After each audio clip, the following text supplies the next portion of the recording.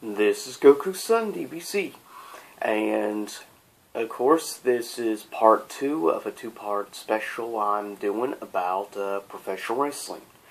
Last Sunday, of course, was a special top 20 list of the top 20 faces in professional wrestling, and today will be the top 20 heels in professional wrestling, aka bad guys. Now, first, I shall mention that, of course, this will be based on my own personal opinion, rather than gathering opinions of people throughout different social media outlets, like normal. These are just my personal picks, and the reason why I put pro wrestling is because it will not be defined strictly as one wrestling organization, WWE, but it will also include, back in the days of it known as WWF.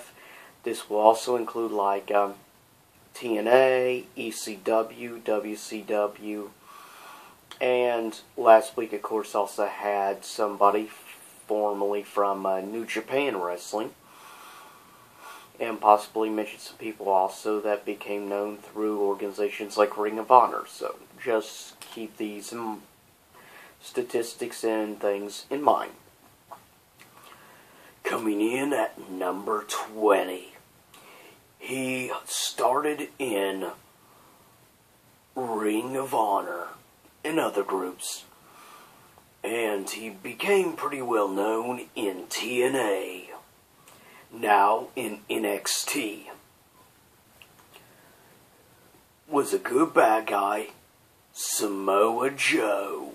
And yes, Samoa Joe is a good wrestler.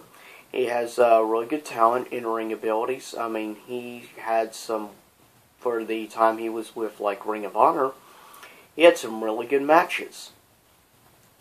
And he makes a pretty decent bad guy. Somewhat better bad guy than a good guy. Just depends on who you ask, really, to opinion, but it's just my own view. Coming in at number 19.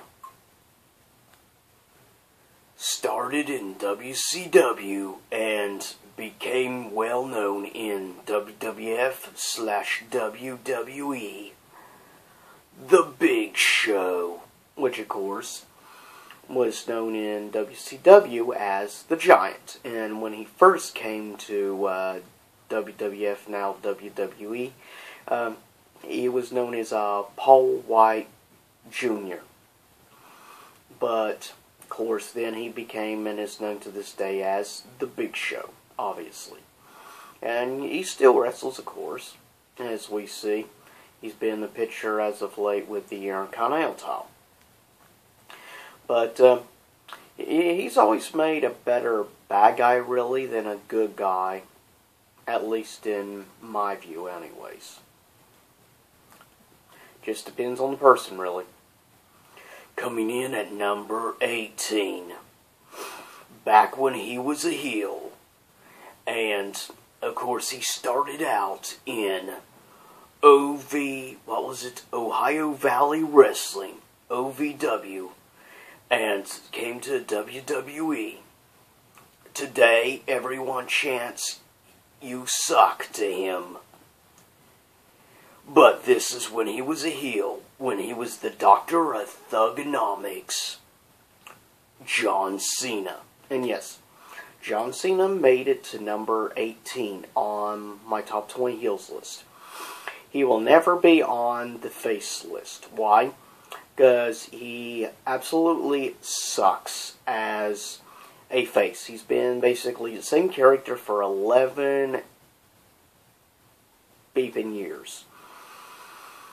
I mean, seriously, I am sick and tired of his same stupid, dumbass routine. I'm just sick of him, and I agree with the crowd when they chant Cena sucks. True. But when he was a heel, known as Thugonomics and stuff, and when he came out with that theme music, Word Life, I actually liked that John Cena. I mean, I wasn't the biggest fan still of him, but I actually enjoyed him as a heel, and I wish, to goodness sake, they would change him heel. But even in an interview, Cena has said he would like to turn heel again and do like Thugonomics again, but Vince McMahon won't let him because of merchandise sales to the kiddies, to the little Jimmies of the world. Coming in at number 17. He has been a commentator for years with WWE. But in the 70s, he was truly one of the biggest heels there were. And he was a big heel commentator throughout the 90s. Jerry the King Lawler, or just Jerry Lawler. And yes, as I mentioned, Jerry Lawler actually made, surprisingly, a pretty decent heel. He was a good heel. He's not as enjoyable or entertaining as a face. I just think he's very stale doing the face as long as he has. I guess they basically turned him into the face after Jim Ross left the company. And of course now has of course his podcast show on podcast1.com, which I highly recommend you check out, the Ross Report, which is like every Wednesday, I think.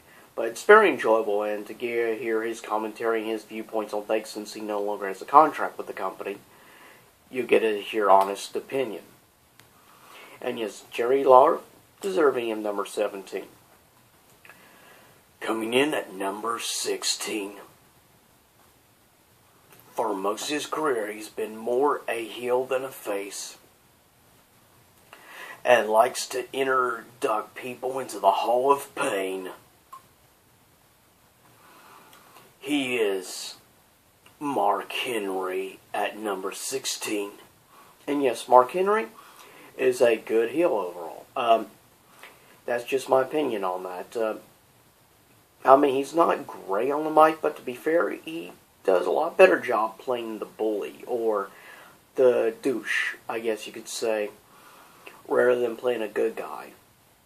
He just seems also, I think, to enjoy playing the bad guy a little more. There are those people who play naturally a better good guy, and then there are those who play better bad guy. And he's one of them. Coming in at number 15. Jake the Snake Roberts. And, yeah, he was a decent face, don't get me wrong, but I think one of his most memorable things ever was his rivalry for Miss Elizabeth with, of course, formerly passed away legend, Macho Man Randy Savage. Like when he brought out to the ring a actual cobra. That was not the safest thing to do and stuff, given if the cobra had gotten loose, that had been bad. But very good, and to be fair, Jake Roberts was good also at doing promos. It was one of the earlier ones, I think, with better mic skills than a lot of others from like the 80s and stuff, but he's one of the more memorable characters from, I'd say, the 80s into the early 90s. Coming in at number 14, one of the most overlooked wrestlers ever. William Regal. And yes, it's sad more people don't have William Regal on a high list. But yeah, at least deserving of the 14th spot. I always have and always will love William Regal. He made incredible general manager, and I like now he's on NXT, but I just love the character of William Regal. And he's a very interesting character, and it was really important, like, to the end of the Attitude Era into the Aggression Era, when he was the GM of Raw and stuff. I very much enjoyed and was very entertained by William Regal. He's perhaps one of the greatest superstars ever that never held the WWE title. And he is somebody I think that deserved to at least hold the title once. He is one of the more overlooked, underrated superstars. And it's a shame. He has great mic skills. He plays such an incredible bad guy. And he has good in-ring talent. It's just a shame that he's always been overlooked. He is one of the most underrated stars ever in the company, I feel. Coming in at number 13, the Macho Man. Ooh, yes. Snap into a Slim Jim. Randy Savage. And yes, very deserving at 13th place. Macho Man Randy Savage, though, was also an incredible face. But like his rivalry when he turned heel, and his rivalry involving Miss Elizabeth, of course, with the Hulkster, Hulk Hogan, was a really good rivalry. I think Hulk Hogan-Randy Savage rivalry was one of the best rivalries ever in the 80s into early 90s, and of course going on over into WCW. That was one of the best rivalries ever. And in the future, if I ever do like a top rivalries in professional wrestling, I'd say that'd be one of them on the list. That was a very enjoyable rivalry. And Randy Savage had decent mic skills. And at least better than Hogan, anyways. But I always was a fan of Macho Man. Like, I always loved his elbow drop from the top rope. And he was a great superstar. Coming in at number 12, The Beast. The man who became the one, who beat the one, who is the one in 22-1. Eat, sleep, conquer the streak. Eat, sleep, suplex, repeat. Eat, sleep, conquer Cena. Welcome to Suplex City, the Beast incarnate, Brock Lesnar.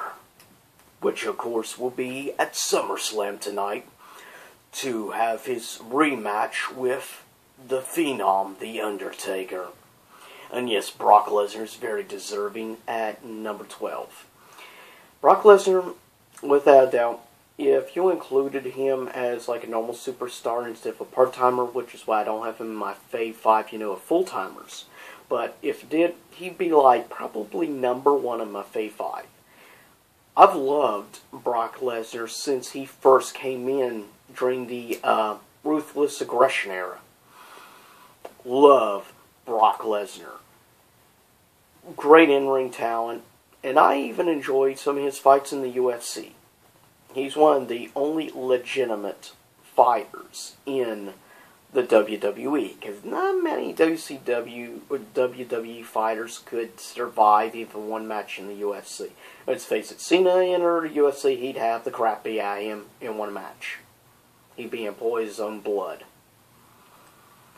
But yes, I always have been a big fan of Brock Lesnar. Great talent. Of course, he started out in Ohio Valley Wrestling, just like Cena, and just like many other future big-time names got started in Ohio Valley Wrestling. Coming in at number 11, the Rated R Superstar, Edge. Yes. Coming in number 11, very deserving, the Rated R Superstar Edge, which is one half of one of my probably top 5 favorite tag teams of all time.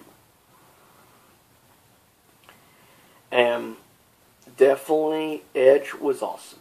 Yes, I will say overall picture, when it comes to spears, Goldberg had the greatest spear of all time, but personally for me, I thought Edge had the second best spear. Certainly a lot better than the stupid spear from Roman Reigns. Just saying. That's just my own personal opinion. And everybody's entitled to their opinions. Coming in at number 10 is a tie. The Nature Boy, Ric Flair, and Kurt Hennig. And yes, both deserving, both legends. Ric Flair has one of the longest careers ever. 42 years in professional wrestling. That is ridiculous. And he held the World Championship 16 times. He is still currently has held the title more times than anyone else, but sadly Cena is currently 15 times. If he wins the title tonight, he'll be tied with Ric Flair for having the most title reigns ever. Which is insane. He does not deserve to be up there with the likes of the Nature Boy. And Kurt Hennig. Kurt Hennig was awesome. Of course, I think most people know him best as, of course, Mr. Perfect. But he was great, and loved his suplex slash pin that he would do. I forget what it was exactly they called his suplex, but it was awesome. And of course that move survived with family member Curtis Axel, formerly known as Michael McGillicuddy. But yes, very enjoyable. Coming in at number 9. He is the first and only Olympic gold medalist ever in professional wrestling. He won gold medal with a freaking broken neck. He's a former All-American.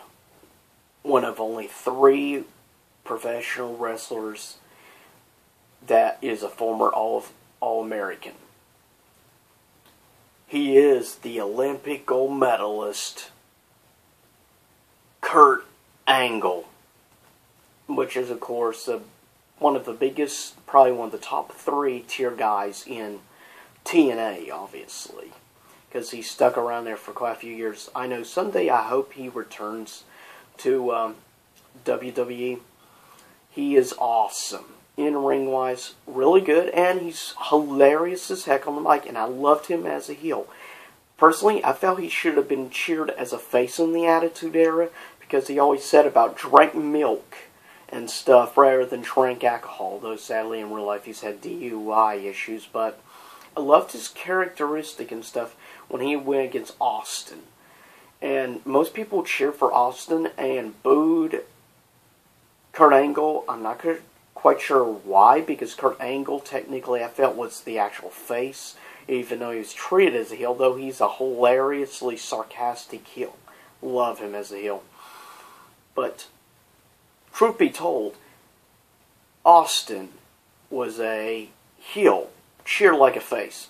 I still never quite figured that one out. Never mind. Coming in at number 8, he is the Apex Predator. He is the Legend Killer. He is the Viper. Randy Orton. Very deserving at number 8. Always have and always will love Randy Orton, though I feel that he's kind of gone downhill, like being treated as a good character, like a good heel. I loved him with as the Viper and stuff in 2008, 2009, with, Legacy, or in Evolution. Love him. Always have, always will be a fan of Randy Orton, even if he is a little more predictable nowadays like Cena. He's still not as boring as Cena, though. Coming in at number 7, a tie. Stone Cold Steve Austin and the Big Red Machine, Kane. And yes, I will admit, to an extent, I still like Austin, though I still say he always has been a heel. Decent heel. And Kane is awesome. Let's face it, Kane, especially the masked Kane from the Attitude Era, was insane. Up until recently, he held the record for, getting the most people out of the ring in the Royal Rumble match. 12 until it was broken like 2 years ago by Roman Reigns, John Cena 2.0. That's just my opinion. Coming in at number 6. The Ayatollah of Rock and Rolla. He is Y2J. He is Chris Jericho. And of course, also head of the band Fozzy. Yes, Chris Jericho, awesome. Love him as a face, love him as a heel, and he's one of a very few number of people I actually love both as heel and face. Always have been a big fan of both versions. I just love it. He's very charismatic. And he's great in ring. I love, the Walls of Jericho. It's one of probably my top 3 favorite submissions of all time. Pretty much Walls of Jericho, I would say the Kimura Lock and the Sharpshooter. Top 3 favorites ever. But I have and always will like Chris Jericho going back to WCW. Just have always enjoyed him. Coming in at number 5 is a tie. The Phenom, The Undertaker, and Follow the Buzzards, Bray Wyatt. And people ask me why somebody like newer like Bray Wyatt gets this high on the list against all these legends. Well, Bray Wyatt is good on the in-ring ability, but on the mic, he's insane. He's probably one of the top 5 greatest superstars of all time when it comes to mic skills. There's very few people are up there with him in the level of mic skills. I can only think of a few others. One of them being like Chris Jericho, Phil Brooks, aka CM Punk, and a few others up there in the quality of mic skills. Speaking of mic skills, number 4 is one of the best and really was the trendsetter with promos. I'll quote a line from him, and by the way, may he rest in peace. I'm here to kick ass and chew bubblegum, and I'm all out of bubblegum. He's known as the Hot Rod. He is best well known for Piper's Pit, coming in at number 4, the legend, Rowdy Roddy Piper. Without a doubt, deserving of number 4. He's what really started the whole concept of promos in the 80s with Piper's Pit. He really was very influential to the early days of Raw in the early 90s, like 92. He's incredible he was incredible on the mic. He was good in ring. He made wearing the kilt actually look cool. No one else but Hot Rod could actually do that. Hot Rod, Roddy Piper is one of the guys that actually got me into watching wrestling in the first place. Roddy Piper was incredible in WCW, WWF/WWE. It doesn't matter. Roddy Piper truly is one of the greatest of all time. Always will be.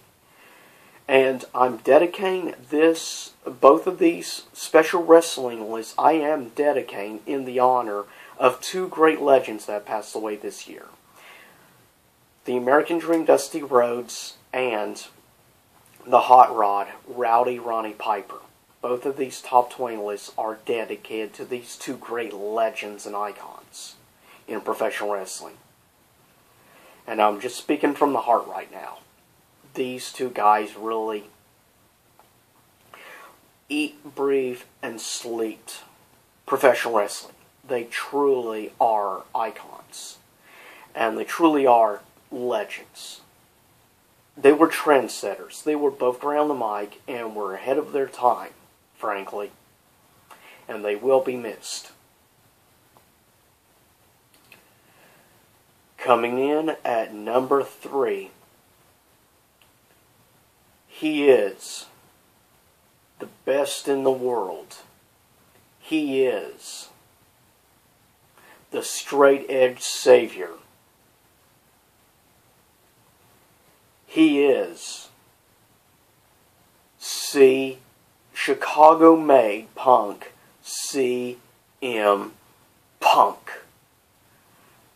or Phil Brooks at number 3.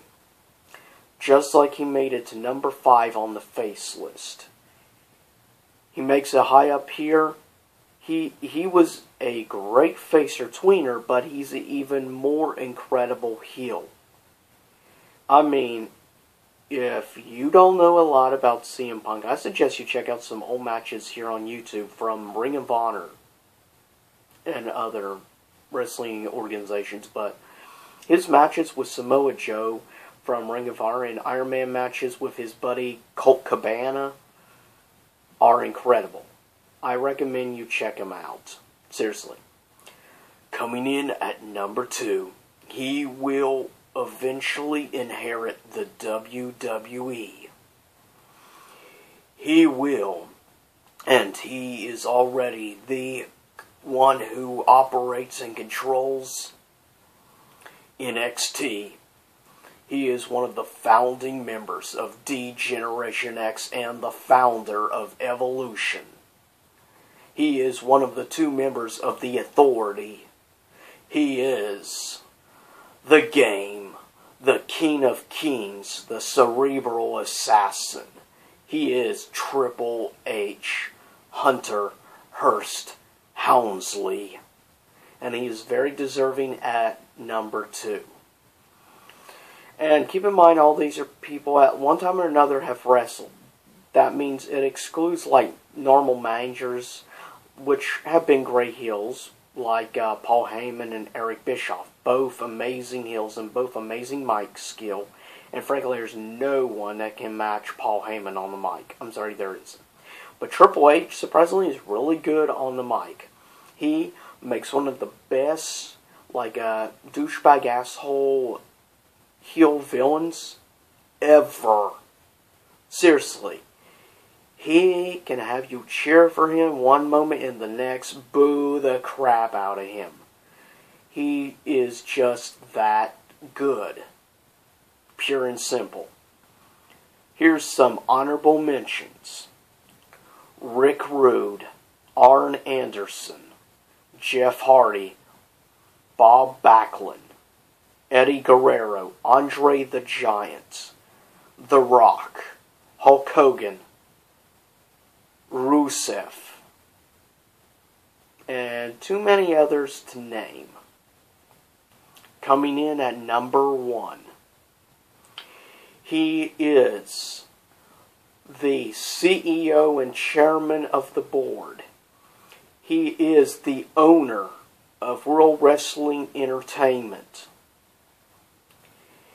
He is the involved in perhaps one of the top greatest rivalries of all time with Austin and creating the Attitude Era. He is the founder of McMahonism. He is the boss, and as in the book of McMahon, and 1 McMahon 3:16 says, I have the brass to fire your ass.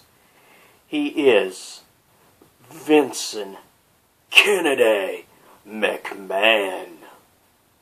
And he is by far the deserving at number 1. There is nobody that has been a greater heel than Vince McMahon himself. There isn't. You don't believe me? Check out the era, the Attitude Era with him. Even check out the revival thing in 2006 when they had the revival of D-Generation X with Vince. Vince is incredible on the mic. He is, without a doubt, one of the greatest. Oh yeah, I forgot to mention one other honorable mention I forgot to say. former governor of Minnesota, Jesse the Body Ventura. Wanted to put that out there. But yes, Vince McMahon, greatest heel of all time, without a doubt. And if you like this video, as always, please subscribe and leave a comment below. And follow me at, of course, twitter.com/GokuSunDBZ. You can also follow me on Google Plus at GokuSunDBZ. And, yeah, just stay tuned for that. And I actually have decided I'm going to be listening over the next few days, and I'm planning on doing my first ever album review, music album review, for the newest album from Disturbed, Immortalized. So stay tuned for that. The first ever album review I'll be doing.